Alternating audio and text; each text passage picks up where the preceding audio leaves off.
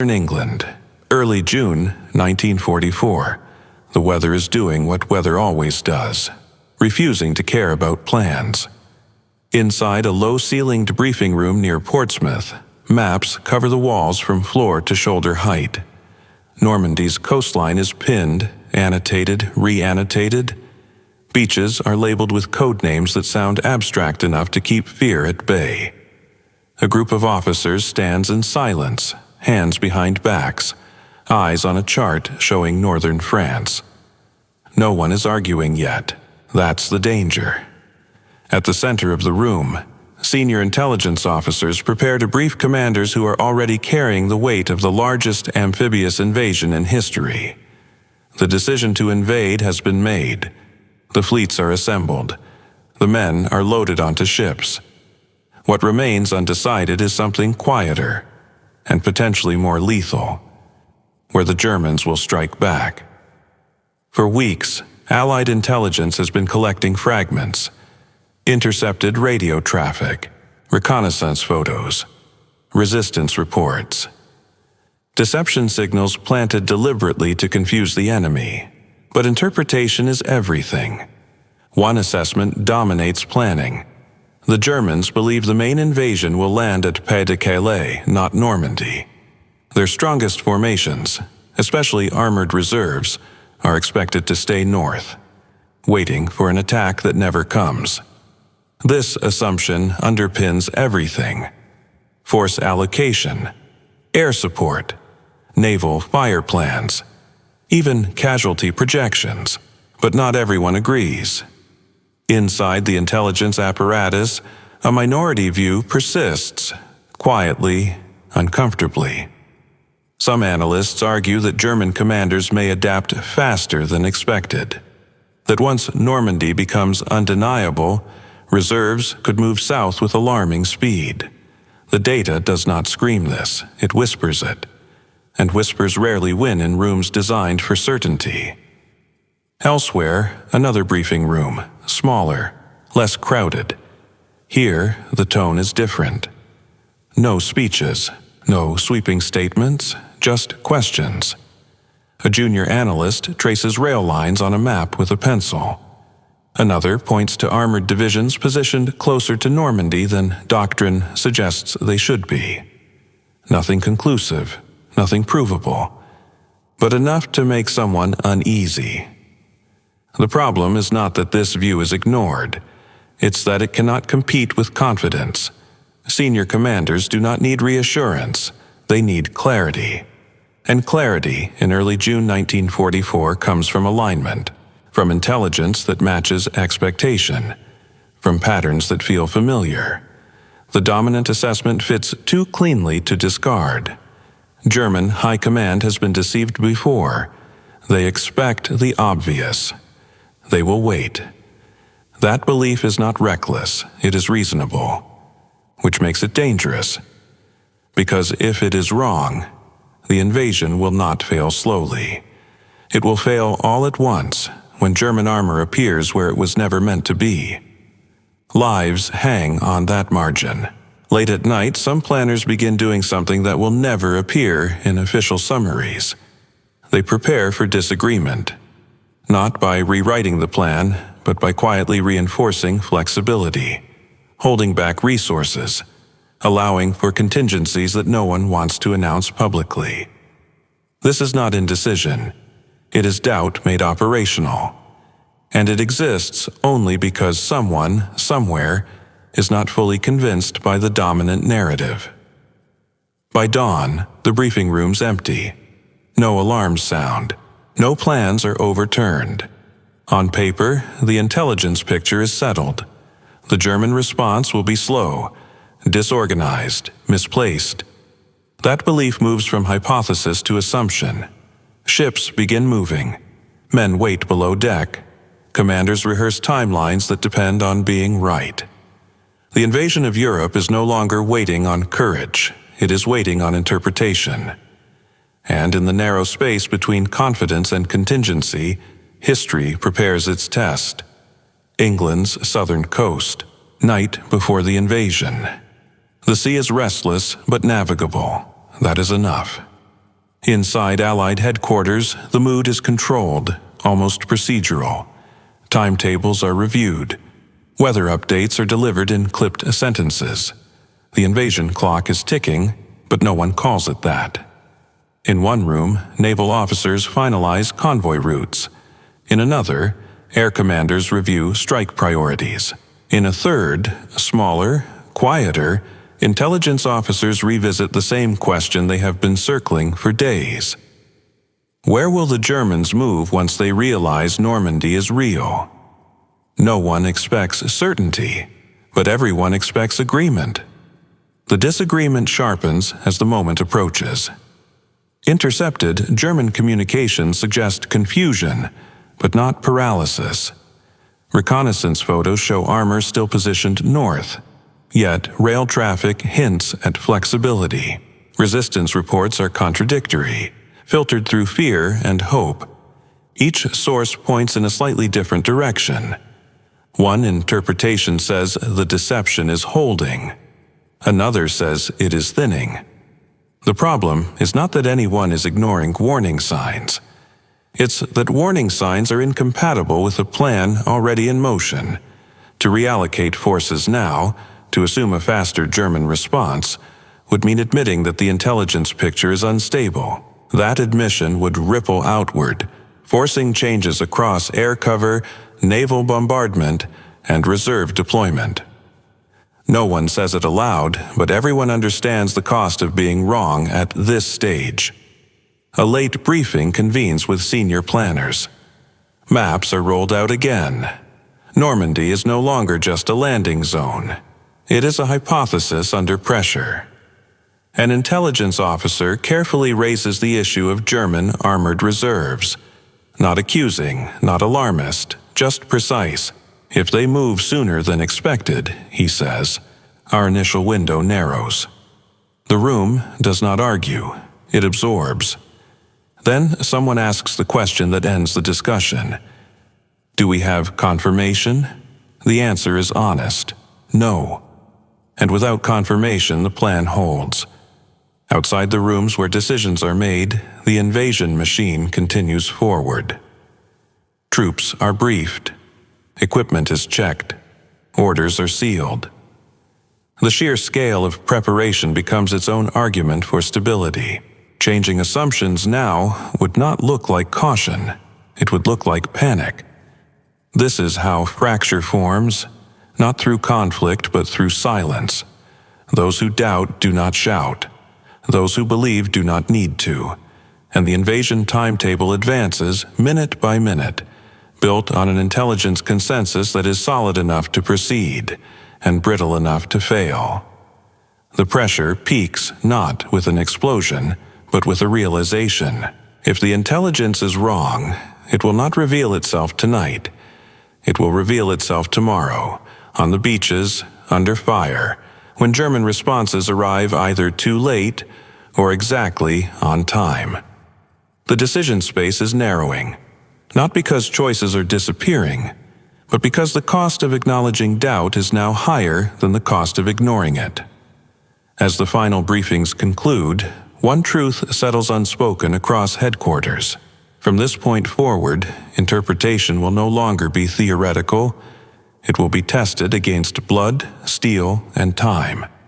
The invasion is committed, not just militarily but intellectually, to a specific reading of the enemy. And once the first wave hits the shore, there will be no neutral ground left between being cautious and being wrong.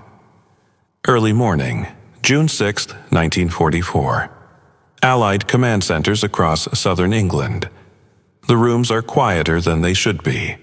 Coffee sits untouched. Maps are already marked, but nothing has moved yet. The invasion has not begun in sound or fire, only in commitment. Senior commanders receive the last overnight intelligence summaries. No dramatic reversals, no decisive confirmations, just absence. The German response is still unclear. That uncertainty hangs heavier now than any warning ever did. Because at this hour, ambiguity is no longer information. It is a liability. Weather reports narrow the window further. Tides, moonlight, cloud cover. Conditions are fragile but acceptable. Delay risks weeks, maybe months. Momentum is a weapon, and it is already loaded. The intelligence dispute has not been resolved. It has simply run out of time. One camp still believes German armor will hesitate, constrained by deception and command paralysis. Another fears speed, that reserves will move faster than expected, bypassing assumptions built into the plan. Both interpretations remain plausible. Only one can be acted on. Eisenhower does not demand certainty. He demands a decision. The order is confirmed. The invasion proceeds as planned. Force allocations remain unchanged. Reserve positioning holds. The assumption that German reaction will be delayed enough to establish a foothold is accepted not because it is proven, but because altering it now would unravel everything. This is the moment that cannot be undone. From here on, intelligence will no longer shape the plan. The plan will test the intelligence. Landing craft are released. Airborne units are already en route. Naval formations turn toward the coast. No revision can reach them now. The war has crossed from preparation into consequence. As the first reports begin filtering in, from airborne drops scattered wider than expected, from resistance contacts activating under fire, the reality becomes immediate. German responses are uneven. Some areas show confusion.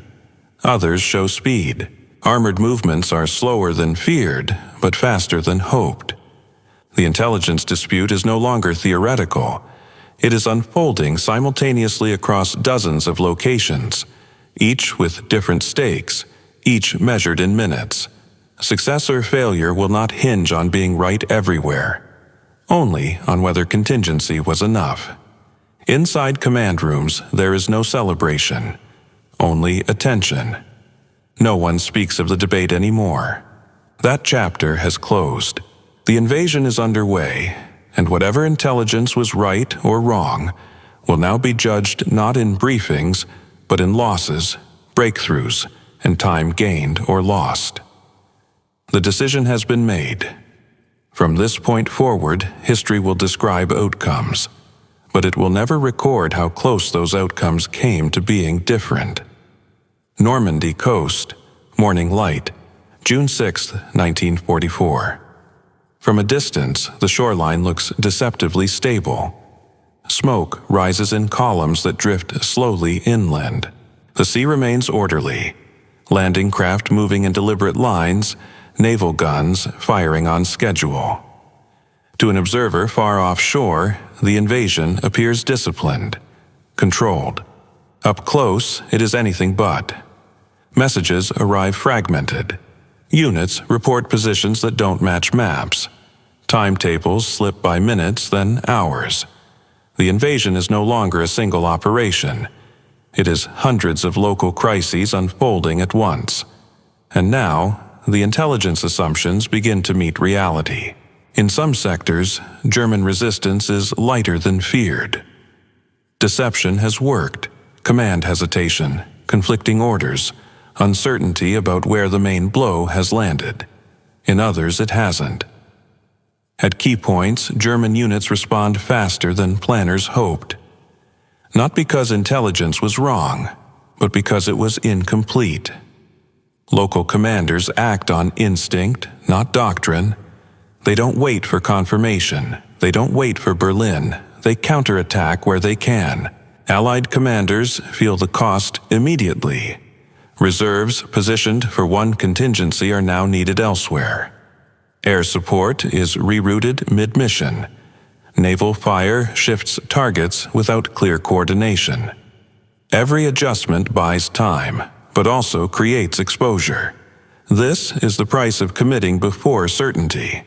By midday, the truth is undeniable.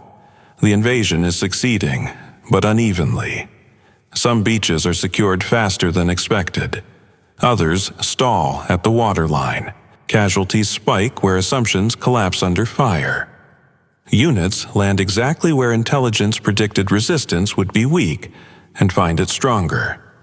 Elsewhere, German defenses crumble where no breakthrough was expected. There is no single failure. There is no single success. The intelligence dispute didn't resolve into right versus wrong. It resolved into margins, and margins in war decide who bleeds. Inside Allied command centers, the tone shifts again. No one speaks of redirection now. No one talks about alternate invasion sites or delayed priorities. Those possibilities died the moment the first troops hit the sand. The question is no longer whether the invasion can succeed. It is whether it can succeed fast enough, because every hour gives the enemy another chance to adapt. Exactly what intelligence could never fully predict.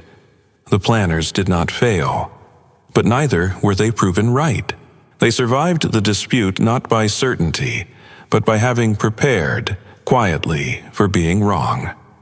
Southern England, weeks later, quiet rooms, paper tables. The maps are updated now, pins removed, arrows erased, new lines drawn with less confidence and more caution. The invasion is no longer hypothetical. It has weight. Names, graves.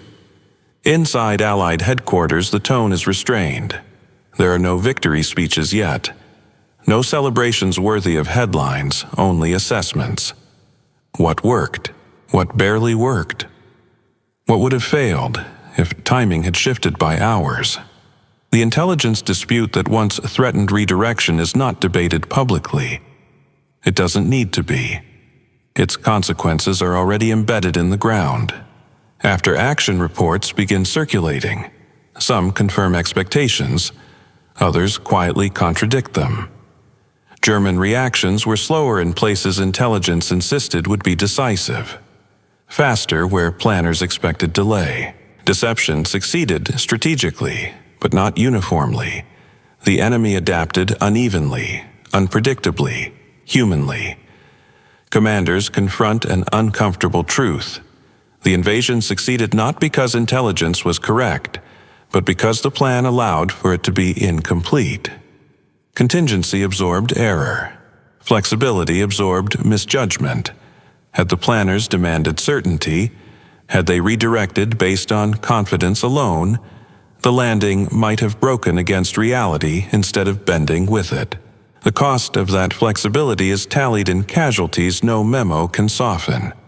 The shock comes later, not on the beaches but in reflection. Planners realize how close the operation came to being aligned to the wrong certainty. How narrowly the invasion avoided being shaped by the intelligence that sounded most convincing rather than the one that admitted doubt.